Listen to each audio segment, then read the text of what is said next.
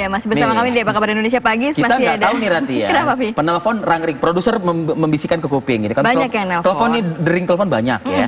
Tapi apakah memang suaranya cukup berimbang atau tidak? Silakan Rati. Karena tadi memang dua penelpon pertama memang menginginkan dihentikan ya. Apakah penelpon ini juga? Selamat pagi, ada Ibu Tuti di Bekasi.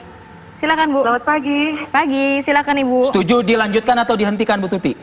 Aduh, saya pengennya tetap dilanjutkan ya PSBB-nya. Kenapa, karena Bu? masih banyak banget yang terinfeksi. Terusnya juga saya juga kepikiran dengan anak-anak kita juga. Saya berharap banget pemerintah itu concern untuk tetap tidak ada sekolah tatap muka, karena kasihan ya untuk generasi selanjutnya kalau memang kondisinya masih COVID masih tinggi gini. Bu Tuti itu mengkorelasikan bila mana PSBB dihentikan berarti sekolah jalan lagi dong ya, gitu ya berarti ya? Iya, berarti kan semuanya dibuka, anak-anak itu. Walaupun ekonomi masyarakat banyak yang terganggu, Bu Tuti.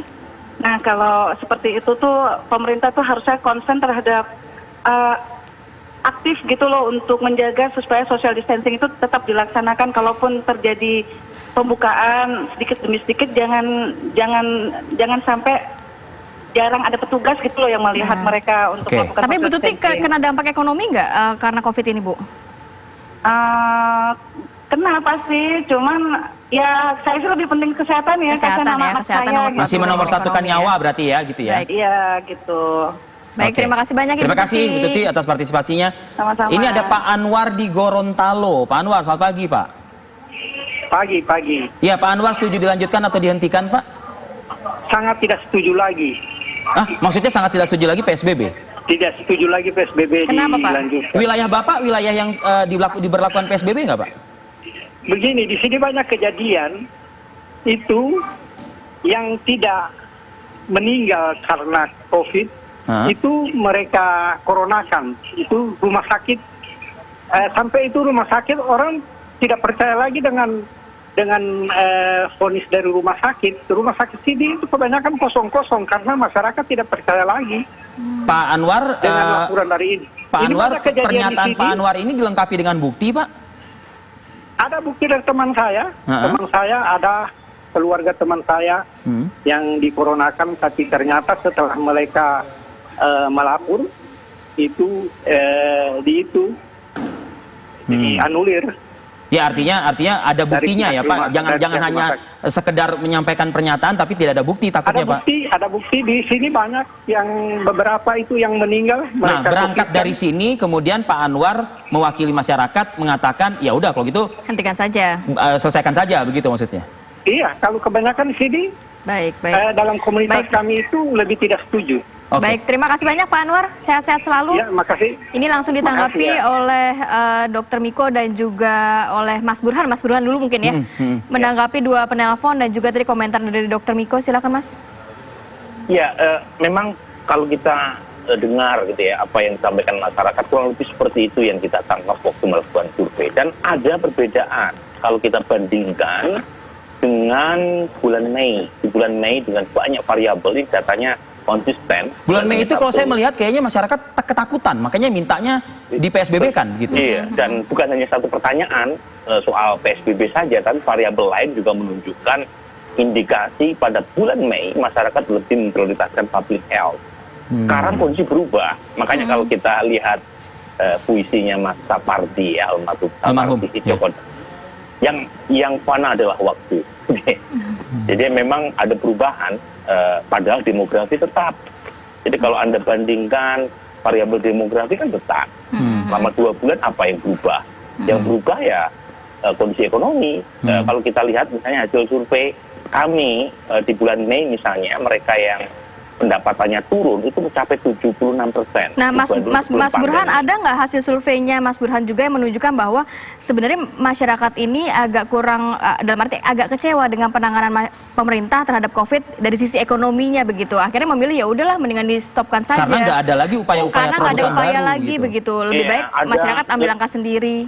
Ada 80 slide yang kami presentasikan kemarin. Dan indikator ekonomi memburuk semua variabel. Misalnya soal kondisi ekonomi nasional, dipersepsi memburuk 86%. Di bulan Mei, terakhir turun jadi 69%. Dugaan saya kan ada pelonggaran. Jadi ketika pelonggaran PSBB, meskipun masih memburuk ekonomi, tapi masih dianggap lebih baik dibanding bulan Mei. Kemudian ekonomi rumah tangga, kemudian efek terhadap pekerjaan 16,9%, responden mengaku di PHK. 24,4% mengaku tidak di PHK tapi dirumahkan sementara. Ada yang tidak di PHK tapi pekerjaan berkurang, pendapatan turun drastis. Jadi ini di ekonomi, jadi yang menjadi masalah perubahan persepsi tadi. Nah, di sini yang saya ingin tekankan pada pemerintah, ketika ada perubahan ekonomi, jangan serta-merta kemudian protokol kesehatan diabaikan sama sekali. Yang kita lihat 2 bulan terakhir ini kan luar biasa messy ya. Jadi ada pelonggaran dengan berbagai macam istilah, ada PSBB transisi, ada PSBB transisional, whatever the name gitu ya. Tetapi enforcement tidak dilakukan, orang keluar tanpa masker dibiarkan, social distancing tidak ditegakkan. Jadi seperti nggak ada PSBB pada dasarnya, gitu ya. Saat yang sama masyarakat yang membutuhkan juga banyak yang belum mendapatkan bansos. Jadi jangan salahkan masyarakat juga sebenarnya dalam kondisi seperti sekarang. Baik. Oke, kita jeda dulu. Dokter Miko, nanti analisa lanjutan dari Anda ya dokter ya, di segmen berikutnya. Kami akan kembali satu lagi. Baik, masih bersama kami, masih bersama Dokter Miko juga dan juga Mas Burhan. Tapi kita ke Dokter Miko. Dok, ini kondisinya sudah seperti ini saat ini. Jadi apa yang bisa dilakukan? Kemudian dari sisi epidemiologi, apakah ini cukup berbahaya nantinya dok? Kalau misalnya oke lah, dianggap benar-benar dihentikan. Ya, jadi berdasarkan undang-undang wabah, amanatnya adalah bahwa kalau terjadi wabah, itu menjadi tanggung jawab pemerintah. Jadi pemerintah daerah apakah pemerintah pusat. Gitu.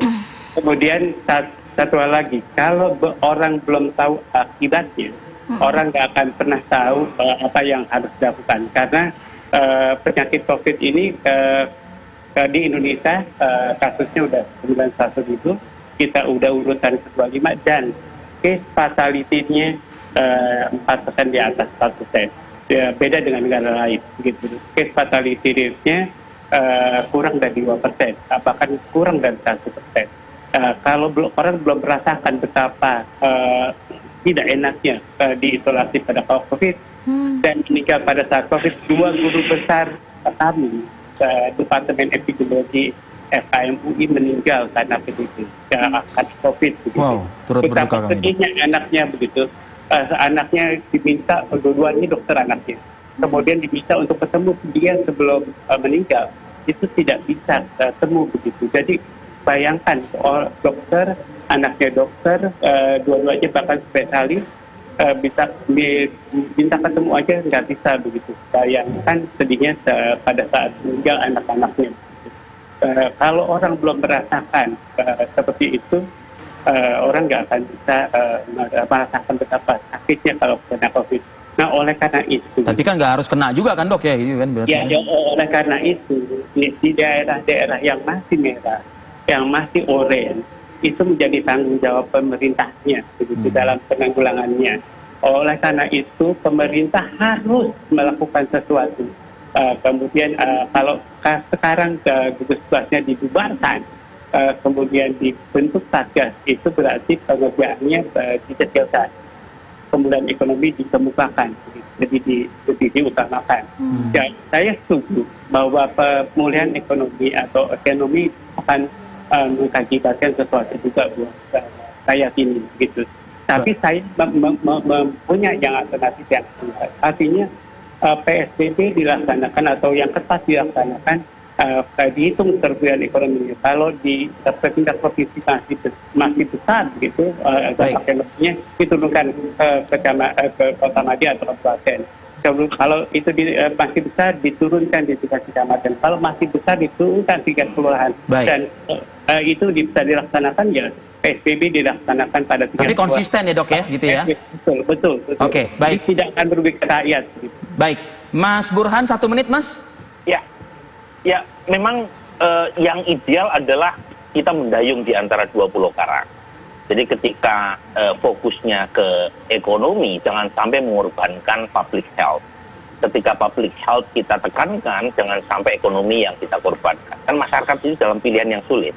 Saya ingat ada seorang warga yang diundang oleh Bang Karni dalam acara ILC. Dia mengatakan bahwa dia tahu implikasi atau akibat dari corona. Kalau keluar dia dikhawatirkan akan terkena dan bisa meninggal. Tapi dia bilang kalau tetap di rumah saya juga meninggal.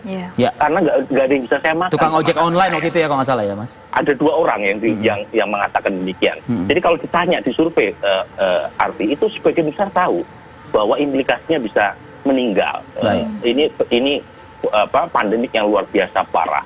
Cuma gitu ya, kita harus betul-betul tadi menurut saya ada 2 saran saya sebagai penutup. Satu, enforcement, kalaupun toh dilonggarkan jangan dibiarkan protokol kesehatan. Yang kedua, saya mengutip istilah dari kawan saya dari NTU ya, namanya micro lockdown. Apa itu? Jadi lockdownnya itu mungkin tidak generalisir, tapi di wilayah yang sangat merah, misalnya sampai tadi dokter nyebut RT atau RW.